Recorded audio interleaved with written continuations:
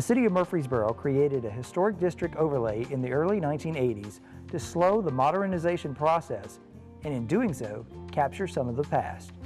To aid in this process, the Murfreesboro Historic Zoning Commission was created through state enabling legislation in order to preserve historic sites and structures within their jurisdictions. The Murfreesboro Planning Department provides staff personnel to assist the Historic Zoning Commission in its endeavors. My name is Robert Lewis. I work in the Planning Department for the City of Murfreesboro, and I also work on staff for the Murfreesboro Historic Zoning Commission. I provide technical support, and we oversee the East Main Street Historic District. That's the locally designated district in historic district in Murfreesboro. The City of Murfreesboro got their historic zoning district back in, I guess it was about 30 years ago, 1984. They wanted to preserve some of the historic properties that is part of the history of Murfreesboro.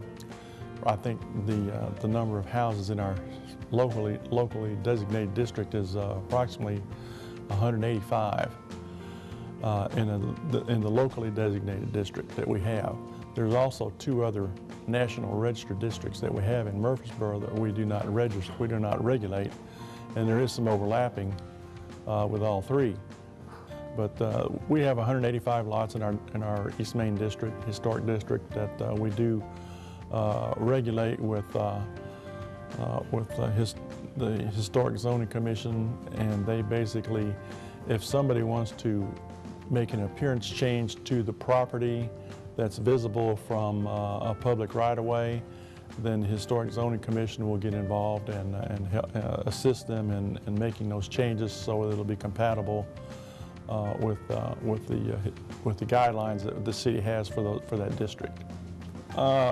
Changes that would come before the Historic Commission would be if somebody bought a house and they wanted to add a room onto the house that would come out the side or the back, that would alter the appearance, then they would have to submit some plans that would show the materials that's going to be used, how it's going to sit on the lot, and make sure that it conforms to the city's zoning requirements.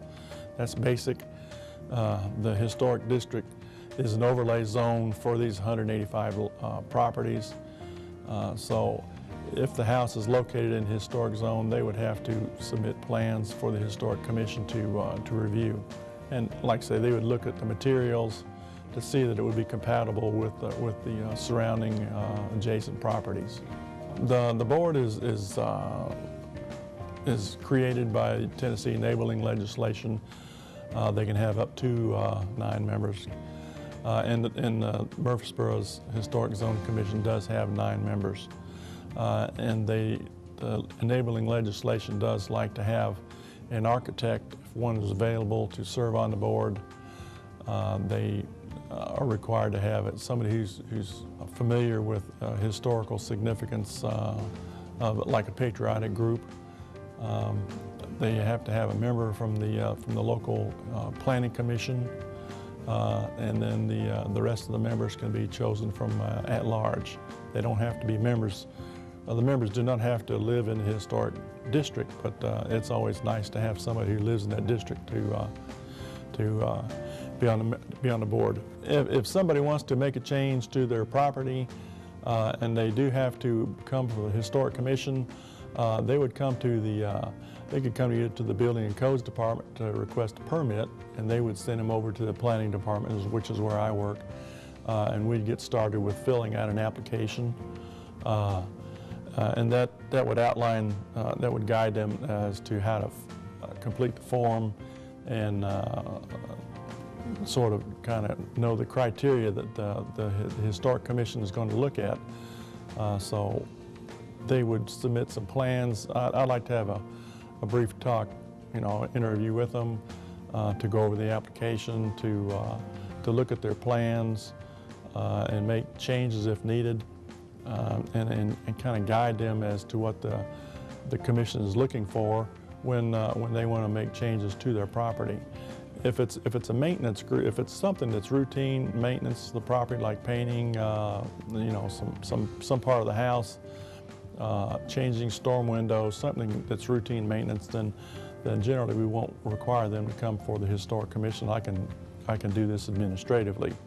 Then we meet once a month, every third Tuesday of the month. Generally our applications are completed. They'll submit their application with their plans about 2 weeks ahead of time, usually the first Tuesday or before of each month. That'll give me time to review it, send an agenda package out to the commission members, give them time to review it, and then when the meeting comes, then it should go smoother. Everybody knows what to expect. Our historic district is characterized as a stylistic variety. And that means it's a mixture of a lot of different houses. Mostly it's from the early 1900s, late 1800s, but the district itself has some newer modern houses built in the 1970s in a modern style. And there's a house being built now that's it's mirroring the older version of the early 1900s, late 1800s style of house. The guidelines are created by the Historic Zoning Commission, and they have to be approved by the City Council. And they are the rules and regulations for each district. We have one district currently, and there's none on the horizon, but typically guidelines will mirror a time period. Some historic zones in some communities are strictly Victorian or a different style of house, and they'll try to stick that as best as possible. Like say our district is made up of older houses in the late 1800s and all the way up to the 1970s. So we work with the property owners and try to make the district compatible with the existing property owners. So it's it's kind of like a hybrid. Murfreesboro is currently a certified local government, which means that we look at properties and this will enable the city to get money for grants for the purposes of historic preservation. We have to have a historic zoning ordinance with some guidelines, and the guidelines have to follow the National Park System's guidelines. So, and they offer yearly courses or conferences to attend to keep members current. If they want to attend, then we try to work with them to get the training that they would like to have. And a lot of our members are pretty knowledgeable on historic properties. The architect that's on the commission, he provides a lot of assistance to the commission. His expertise is real valuable in what we do. Murfreesboro has a deep past, and a lot of it's centered around the Civil War and the houses that were built back then when Murfreesboro was born along Manny Avenue and the prominent people who lived on East Main Street when the city began. They built some large, really nice historical houses. I did a study a couple years ago looking at comparable cities across the country and do historic districts, property values, or do they hold up as well as areas in the same town that don't have historic district designation.